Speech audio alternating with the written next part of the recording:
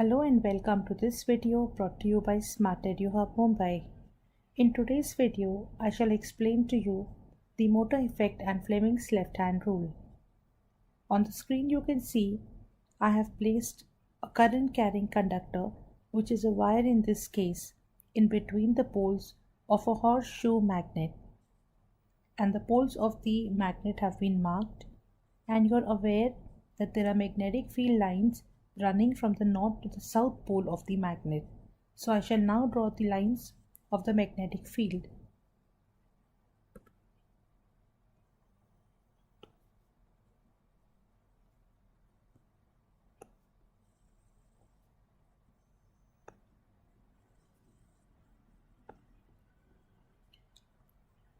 As you can see, the field lines are all parallel to each other. And on the field lines, I'm going to draw the direction in which the field lines are traveling. They're going from north to south.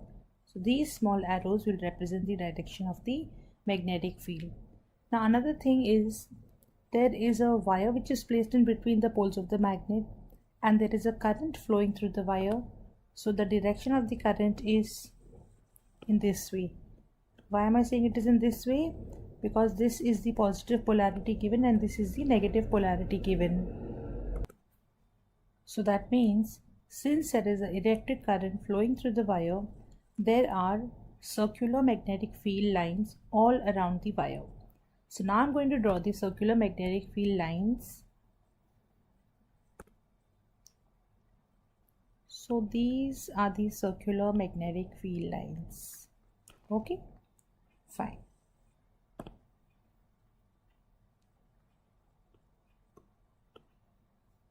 So now what is happening?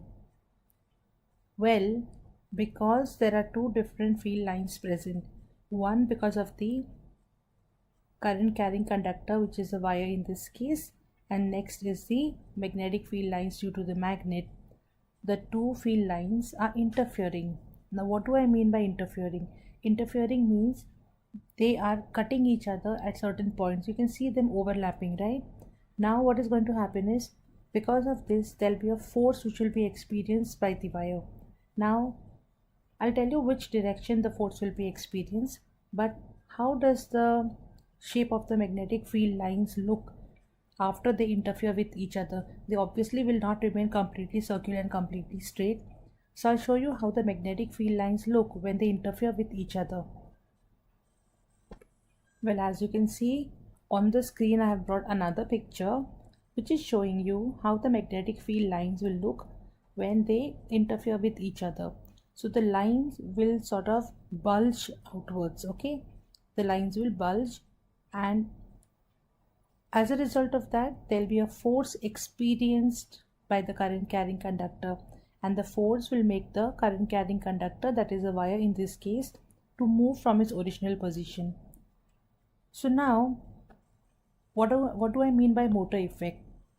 Well, motor effect means the movement of a current carrying conductor due to a force experienced by it when it is placed in between the poles of a magnet. So here I have written the statement of the motor effect. If you want, you can make a note of it. So after having understood the meaning of the term motor effect, let us now understand, if there is a force experienced by the wire, then which direction will the wire move? And for understanding this, we will be making use of Fleming's left-hand rule. Well, Fleming's left-hand rule says that call the thumb, the first finger and the second finger. Now this is your thumb over here. This is the first finger,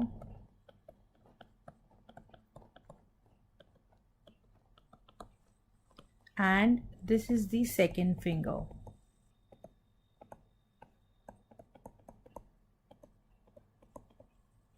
So Fleming's left-hand rule says that call the thumb, the first finger and the second finger mutually perpendicular to each other.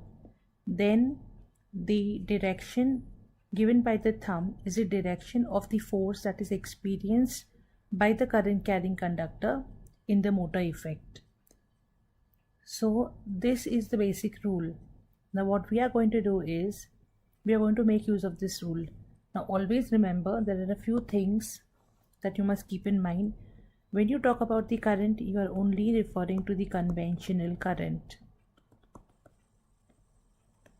When you are referring to the field, you mean the magnetic field.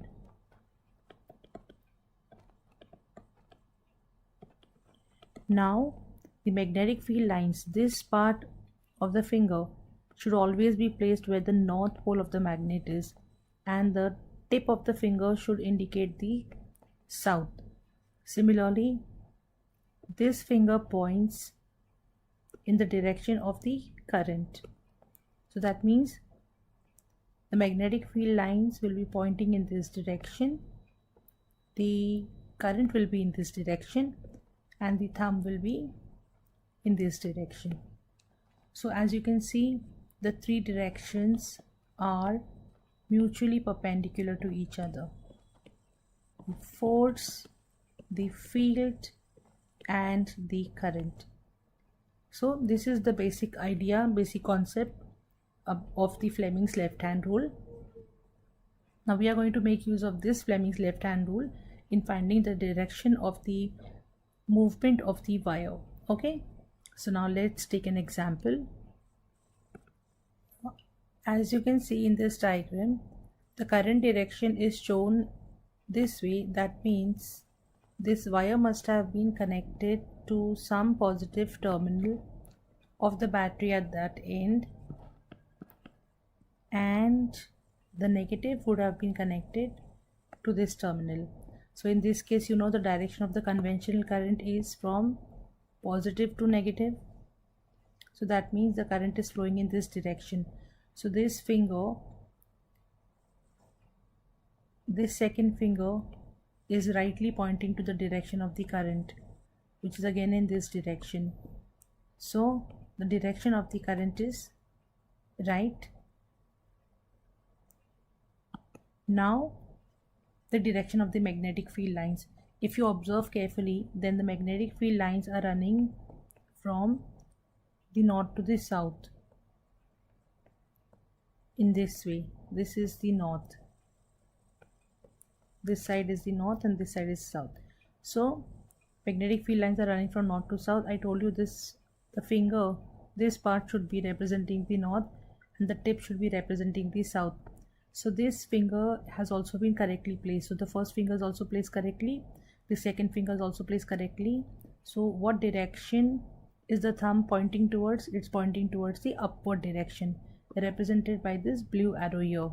So this indicates that if this is the direction of the magnetic field of the magnet and the direction of the current, then the thumb will indicate the direction in which the wire is going to move.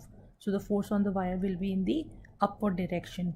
So in the exam, if you're asked to mark the direction, this is how you're going to place your hand, and you're going to mark the direction in the same way.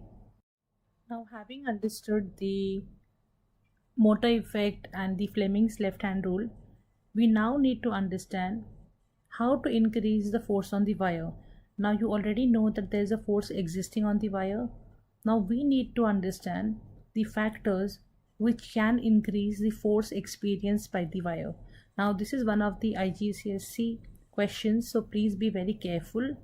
So now you need to understand what will cause the increase in the force experienced by the wire. So the question is, how do you increase the force on the wire? Well, it's plain common sense that if you increase the current, so first is by increasing the current, second is by using a stronger magnet, and third is by increasing the length of the wire.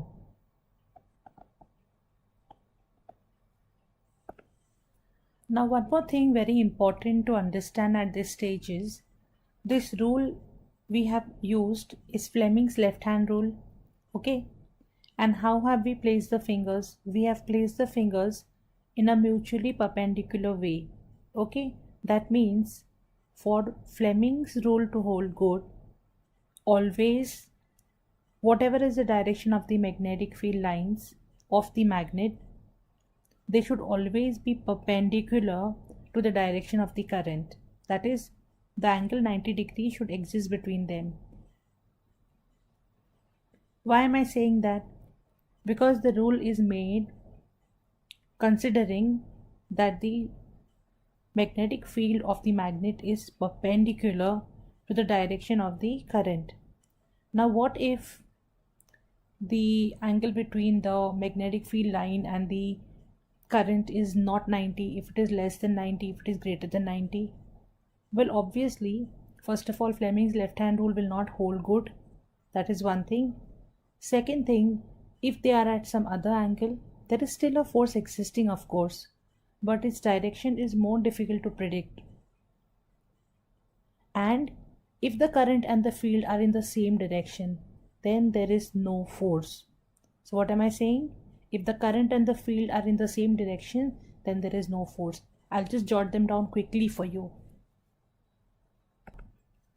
Here's the additional information I just discussed for you. I'm saying additional because it's not out of syllabus, but something more to the Fleming's left hand rule. You would have expected only to learn the rule and apply it, or you would have learned the just the basics of the motor effect and you would have tried to apply that to the DC motors.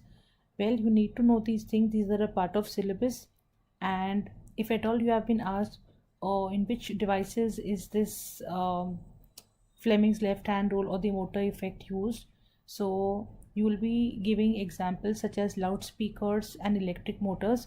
Electric motors, obviously, I told you, will be taught to you in the next video, as it is a part of our IGCSE and O-level syllabus. So, well, that's all in this video on the Fleming's left hand rule and the motor.